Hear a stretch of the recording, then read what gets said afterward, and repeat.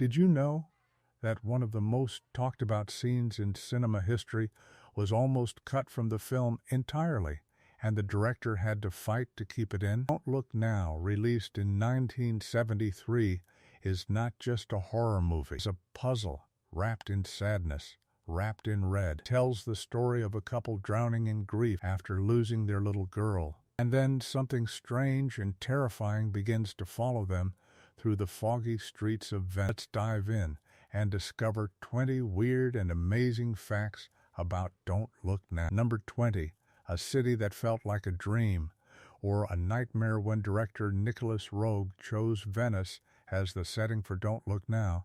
Most people thought it was a beautiful and obvious choice. Venice is romantic. Venice is old. Venice is full of canals and bridges and golden churches. But Nicolas Roeg did not want beautiful Venice. He wanted something darker. He wanted the Venice that tourists never photograph. The cold, foggy, narrow alleyways that twist and turn like the inside of a confused mind. He wanted wet stone walls and empty streets, and a city that felt like it was slowly sinking into the water below it. And Venice, in the winter months, is exactly that kind of place. Most films shot in Venice use the grand parts. Roeg did the opposite.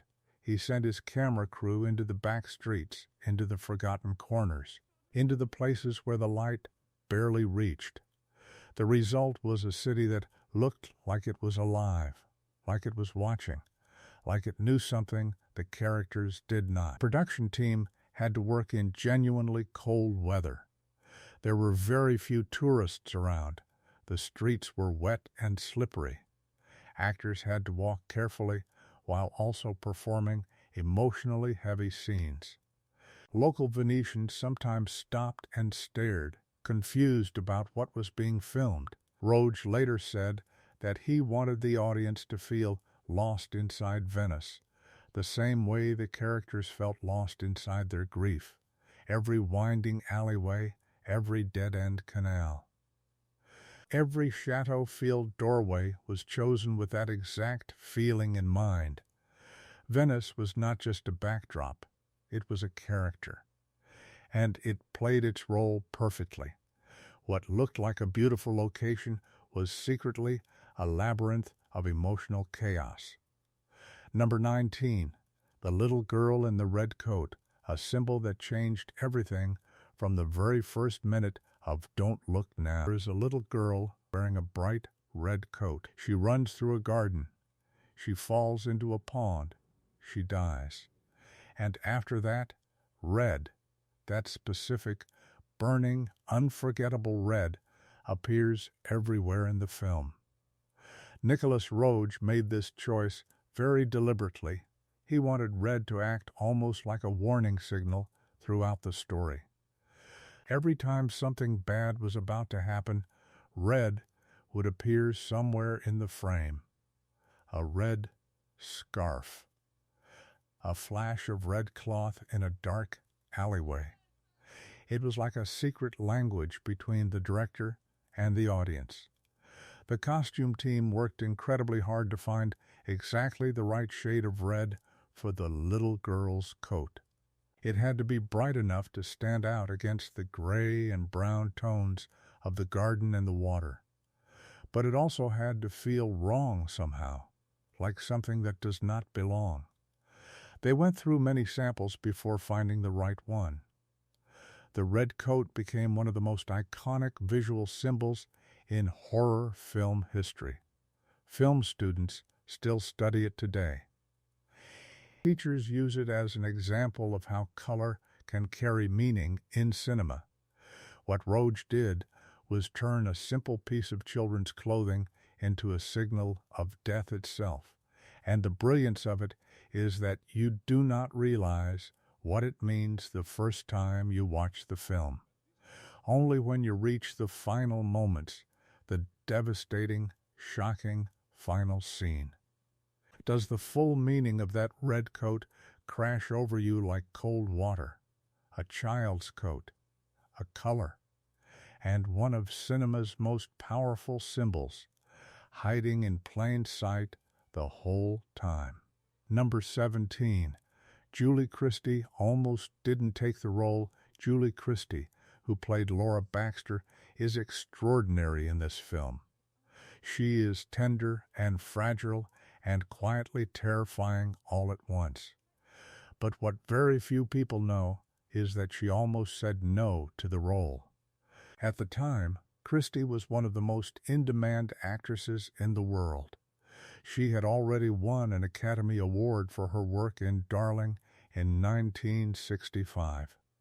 She was being offered enormous, glamorous films with huge budgets. Don't Look Now was a smaller, stranger, quieter project.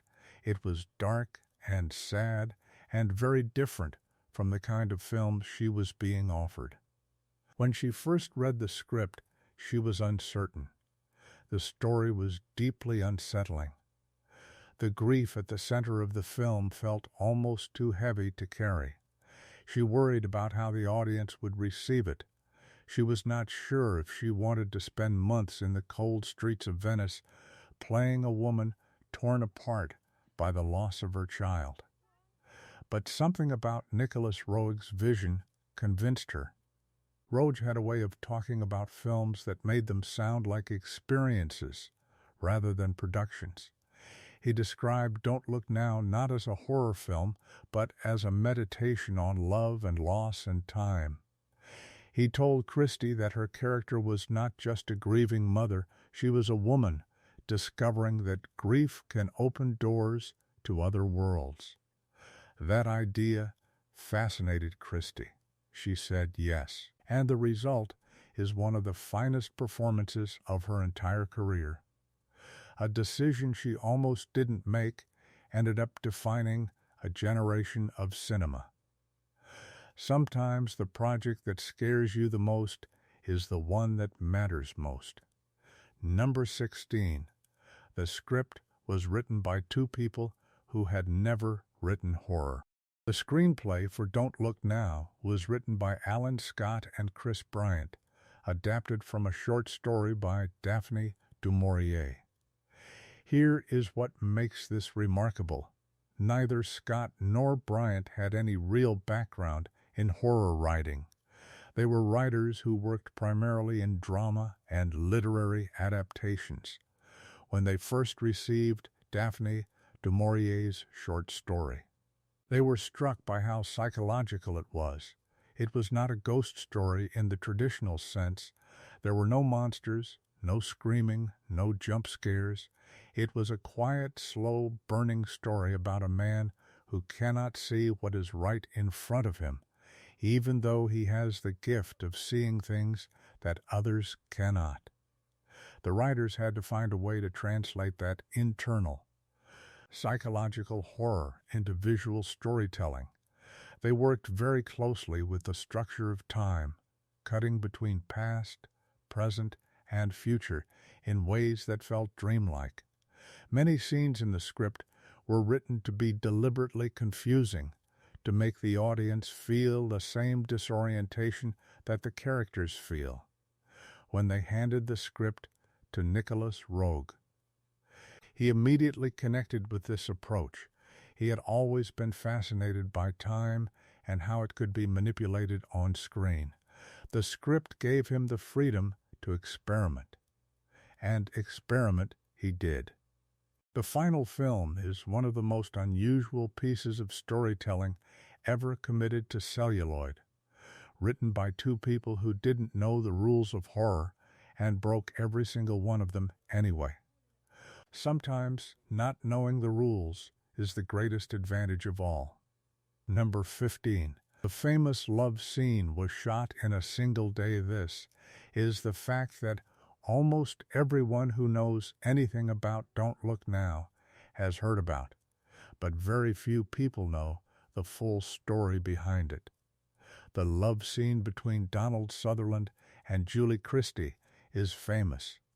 It became one of the most discussed scenes in cinema history, not only because of its intimacy, but because of how it was filmed and edited. What is extraordinary is that the entire scene, including the footage used in editing, was shot in a single working day. The crew was small. The environment was carefully controlled. Nicholas Roeg had planned the scene meticulously, but he also gave the actors enormous freedom within that plan. The editing of the scene is what truly makes it remarkable. Roeg and his editor Graham Clifford intercut the love scene with shots of the couple getting dressed and ready to go out for dinner afterward. The effect is deeply unusual. Past and present seem to bleed together. Time becomes fluid. Love and its aftermath exist simultaneously. Film scholars have written thousands of words about this scene.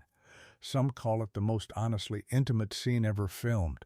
Others focus on the editorial structure and how it reflects the film's broader obsession with time. What almost no one talks about is how quickly it was done. One day. A small crew. Two actors who trusted each other and trusted their director. What looked slow and dreamlike on screen was capped in a matter of hours. Speed created beauty, and beauty created history. Number 14. Nicholas Roeg was inspired by a personal obsession with time. Nicholas Roeg was not like other directors. He thought about film differently. At the center of almost everything he made was one idea, that time is not a straight line. Time moves backwards. Time moves sideways. Memory and the present and the future all exist together, tangled and overlapping like the threads of a broken net. This obsession with time came from personal experience.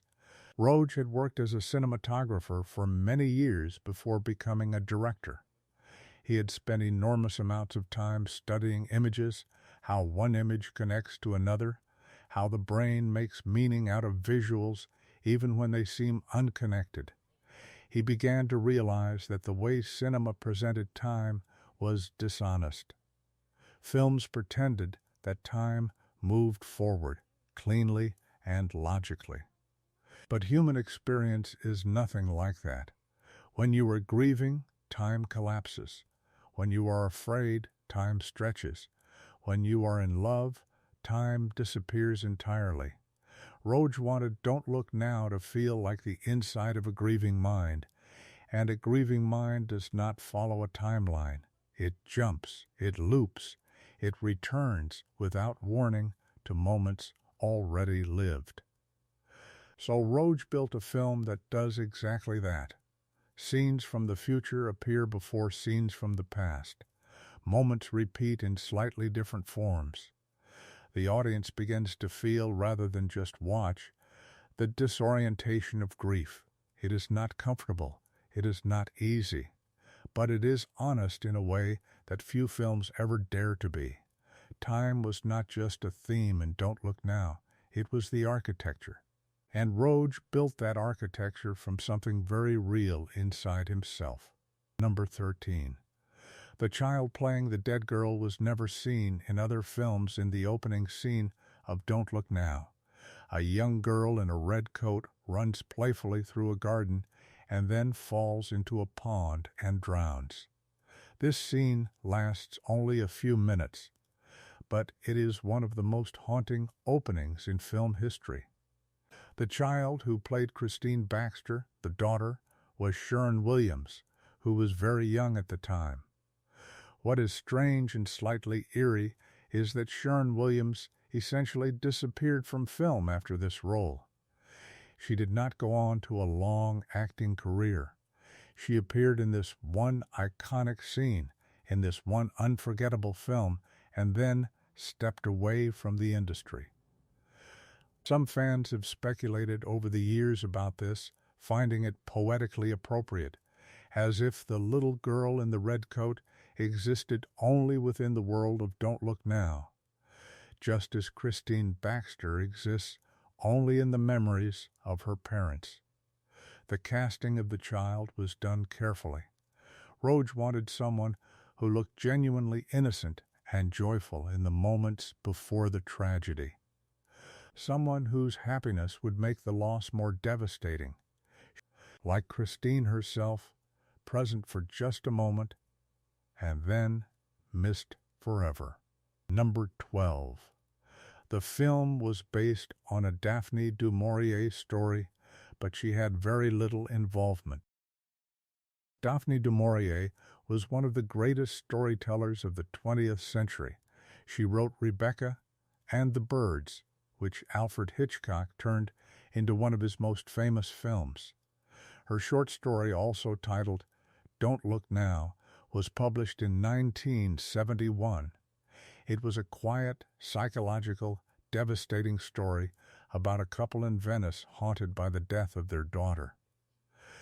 When the producers optioned the story to make it into a film, du Maurier received payment and credit, but she was not involved in the making of the movie in any meaningful way.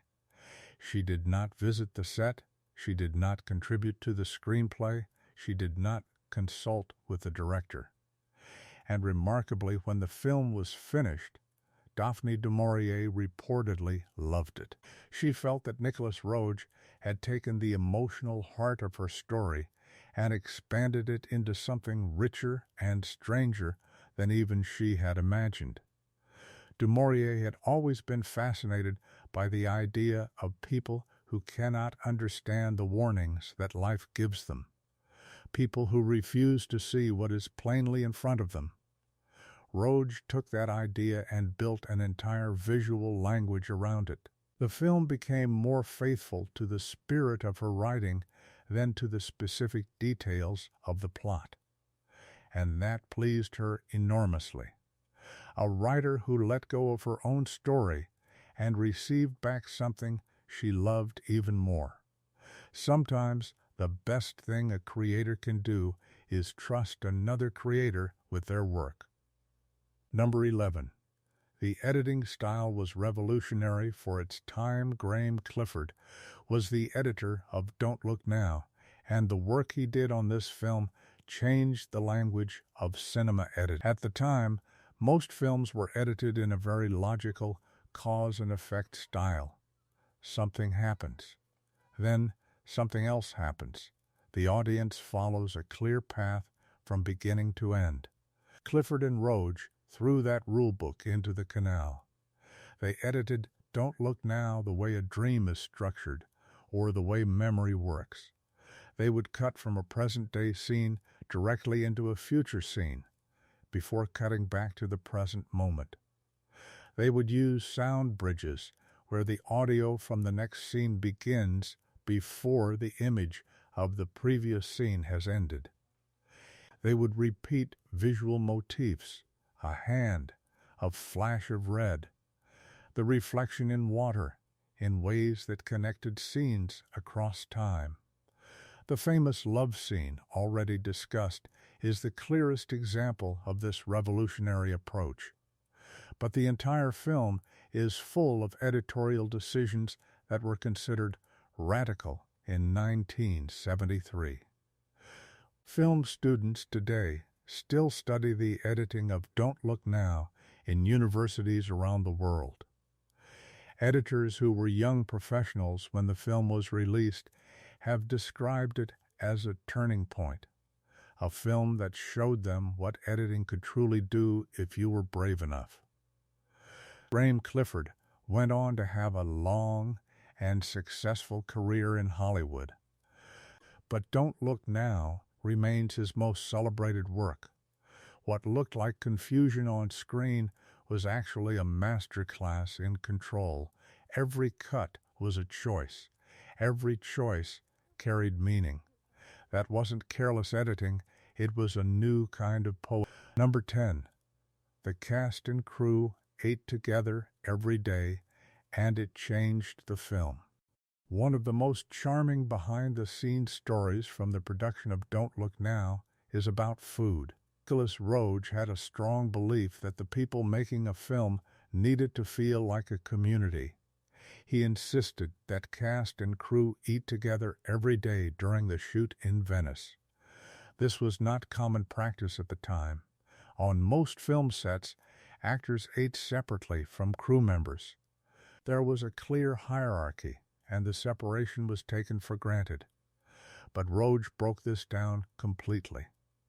Every lunchtime, the entire group, actors, camera operators, lighting technicians, costume designers, production assistants, gathered around long tables and ate together.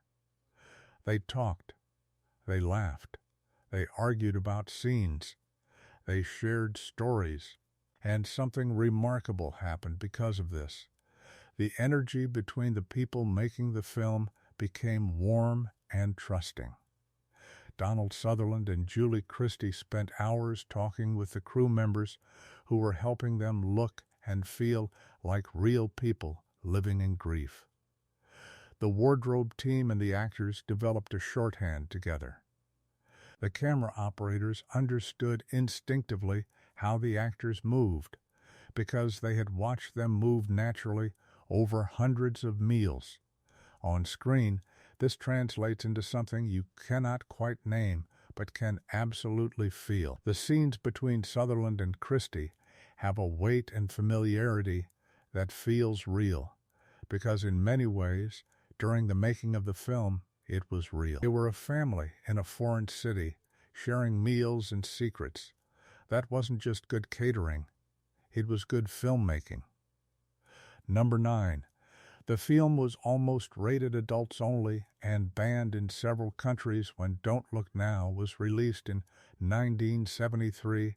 It immediately ran into serious trouble with censors in multiple countries. The love scene between Donald Sutherland and Julie Christie was considered far too intimate by the standards of the time. Censors in several countries demanded cuts before the film could be shown to the public. In the United Kingdom, the British Board of Film Classification examined the scene very carefully and debated at length about how to categorize it.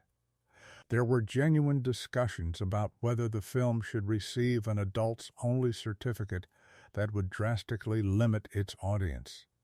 In some territories, cuts were made. Sections of the scene were removed without the director's permission. Roge was furious. He believed that the scene was essential to the emotional architecture of the film. Without it, the love between John and Laura felt abstract, stated rather than shown. The intimacy of the scene was what gave the couple's grief its full weight. You understood what they had together. You understood what they were at risk of losing. Taking the scene out or cutting it to pieces was like removing the heart of the story.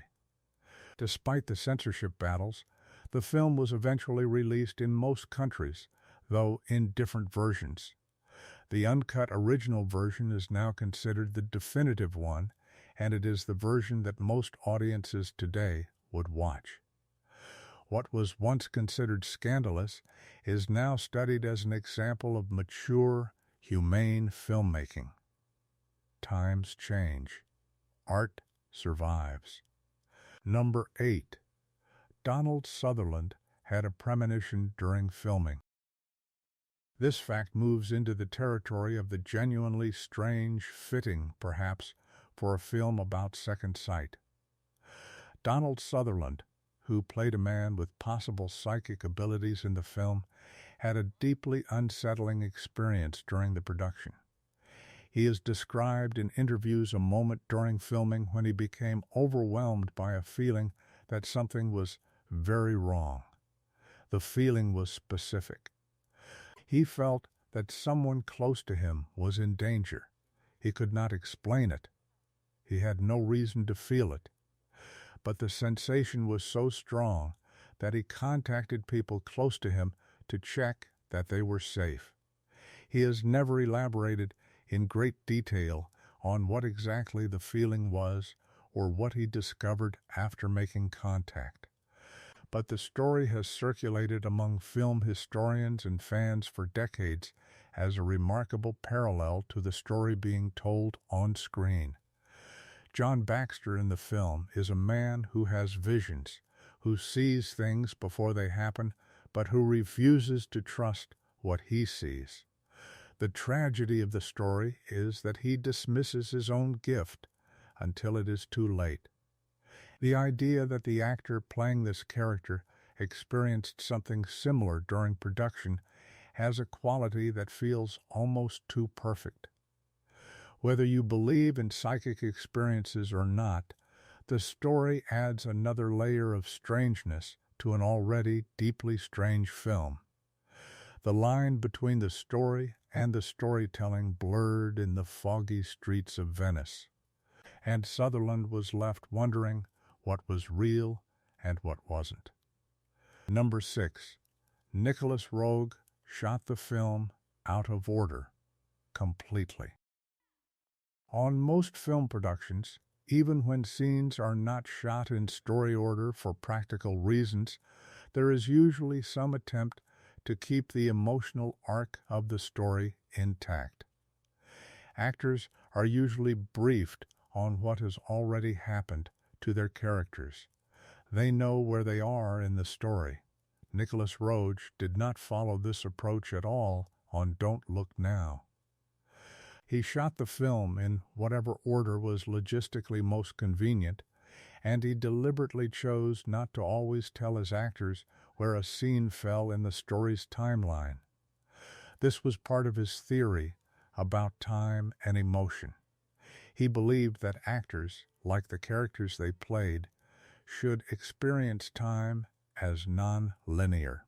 If Julie Christie did not know whether the scene she was filming happened before or after a particular emotional event in the story, her performance would carry a genuine ambiguity that scripted emotion could never achieve. This approach confused some crew members. It required the script supervisor to keep extraordinarily careful notes. The continuity of the film, making sure costumes, makeup, and physical details matched across scenes that would eventually sit next to each other, was a major challenge. But Roeg trusted the process completely. He had a clear vision of how the pieces would fit together in editing, and Graham Clifford, his editor, shared that vision. The result is a film that feels genuinely disoriented, not because it was poorly made, but because it was brilliantly constructed to produce exactly that feeling. Confusion was the plan. Chaos was the method. Art was the result. Number 4. The Venice authorities were not always cooperative. Filming in Venice presented the production team with logistical challenges that went far beyond the usual problems of a location shoot. Venice is a living city. It is not a film set. The narrow streets, the canals, the bridges, all of these belong to the people who live there. And the people who live there are not always thrilled to have film crews disrupting their daily lives. The production of Don't Look Now required permits for dozens of different locations across the city. The local authorities were sometimes cooperative and sometimes not. There were days when the crew arrived at a planned location only to be told that permission had been revoked or that the area was needed for another purpose. They would have to pack up all their equipment, which in the narrow alleyways of Venice meant carrying everything by hand, since vehicles could not pass, and move to an alternative location. On certain occasions, Nicolas Roeg turned these forced changes into creative advantages. A location he had not planned to use would suddenly strike him as perfect for a scene, and he would adapt on the spot. This gave the film some of its most genuinely spontaneous moments, scenes shot in places the director had not planned, with a rawness and immediacy that a carefully prepared location can never quite replicate. The chaos of working in a city that did not fully welcome them became part of the film's texture. Venice pushed back. The film pushed harder. and the friction between them produced something extraordinary. Number 3. The film flopped on first release, then became a classic when Don't Look Now opened in cinemas in 1973. It did not set the box office on fire. Reviews were mixed. Some critics called it a masterpiece of psychological horror. Others found it confusing, slow, and difficult to follow. Audiences were unsure how to feel. The film performed adequately in some markets and poorly in others. It was not a disaster, but it was certainly not the triumph that its makers had hoped for. Nicolas Roeg was disappointed, but not defeated. He believed in the film with great certainty. He had made exactly the movie he intended to make. If audiences were confused, perhaps that was because they were not yet ready for it. He was right. In the years following its initial release, something began to happen. Critics who had been uncertain started revisiting their reviews. Film students began studying it intensely. Directors began citing it as an influence. In the United Kingdom, it was broadcast on television in the late 1970s, reaching a massive new audience, many of whom had never had the chance to see it in cinemas. That television broadcast transformed the film's reputation overnight. Suddenly, everyone was talking about Don't Look Now. Suddenly, it was a classic. It is now consistently ranked among the greatest British films ever made, and among the greatest horror films ever made. It appears on countless best-of lists. It is studied in film schools around the world. What audiences rejected in 1973, they came to love and treasure over the following decades. Some truths take time to be understood. Number 2. The final scene was shot on the very last day of production. The final scene of Don't Look Now, the shocking, devastating, heartbreaking conclusion, was not saved until last by coincidence. Nicolas Roeg made a deliberate decision to shoot the film's ending on the very final day of production. He wanted the emotional weight of weeks of filming, the fatigue and intensity and intimacy of the entire production to be present in those final frames. By the last day of shooting, the cast and crew had been in Venice for weeks. They were tired. They were emotionally wrung out. They had lived inside this dark and difficult story for a long time. Donald Sutherland was physically and emotionally exhausted, and Roeg wanted that exhaustion. He wanted Sutherland's face in those final moments to carry the accumulated weight of everything that had come before. The scene was shot quickly. There was not a lot of time for multiple takes. Sutherland had to be completely present, completely committed in every attempt. The small crew that gathered for the final scene was subdued and quiet. Everyone understood the gravity of what they were filming.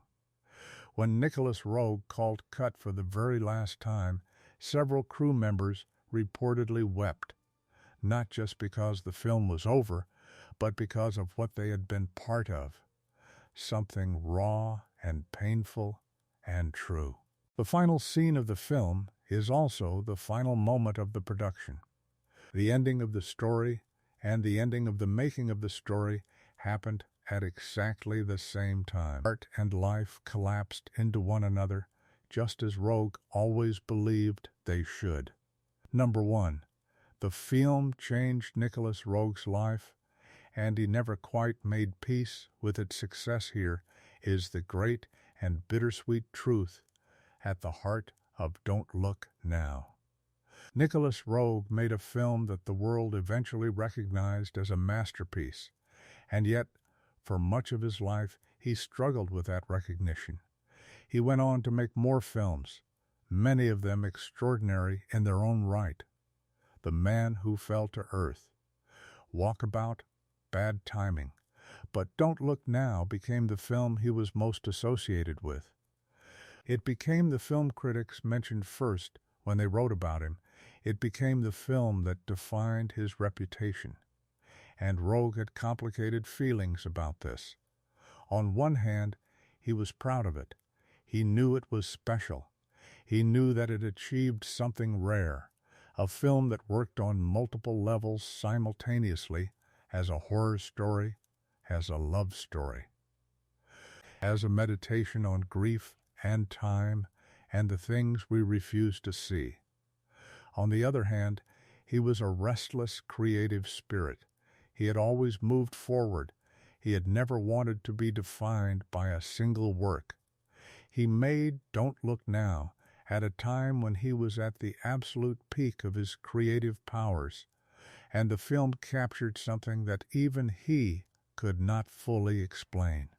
In interviews, he sometimes seemed slightly uncomfortable with the questions about it, as if the film knew things about him that he had not intended to share.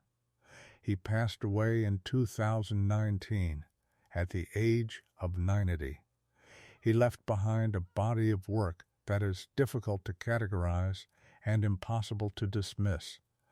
But at the center of it all sits Don't Look Now, a film about a man who could not face what he knew, made by a director who always faced everything. The film that came from his deepest self was the one that followed him longest.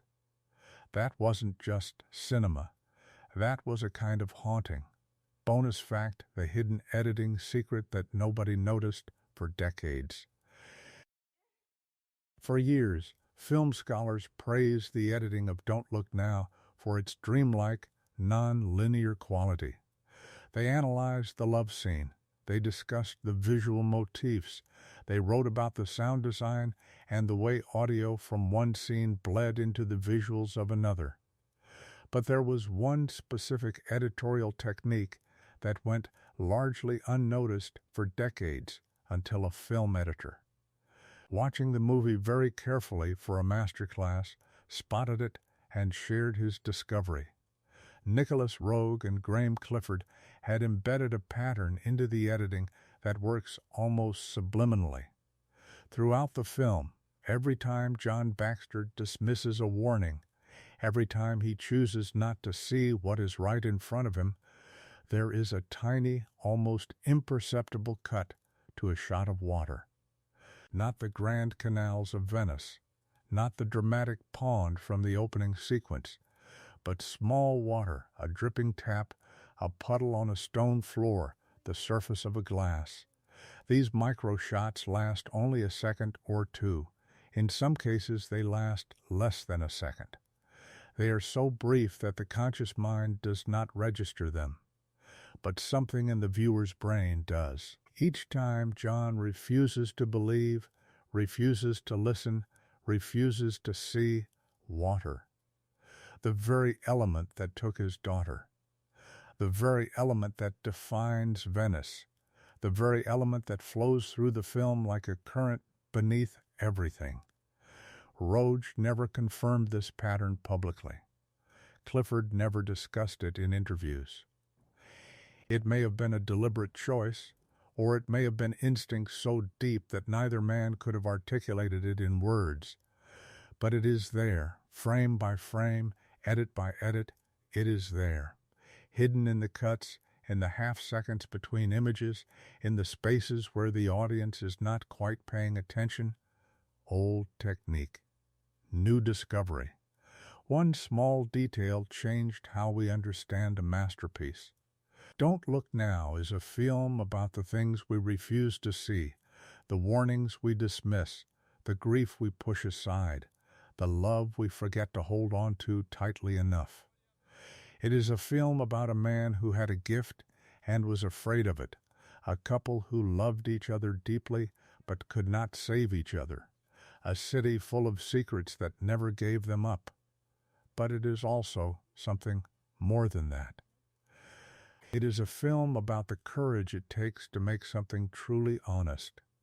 Nicholas Roeg and his entire team chose darkness over comfort, confusion over clarity, truth over easy answers. They made a film that disturbed people, puzzled people, and ultimately moved people in ways they could not always explain. That is a rare and precious thing. Not every film needs to be comfortable. Not every story needs a happy ending. Some stories need to reach inside you and find the part that already knows something is wrong, and then sit with you in that knowledge, quietly, without flinching. Don't Look Now does that better than almost any film ever made. If these stories behind the screen moved you or made you curious, then you are exactly the kind of person this channel is made for. Subscribe, share with someone who loves film, and come back for more. Every movie hides a truth, and we will keep uncovering them, one story at a time.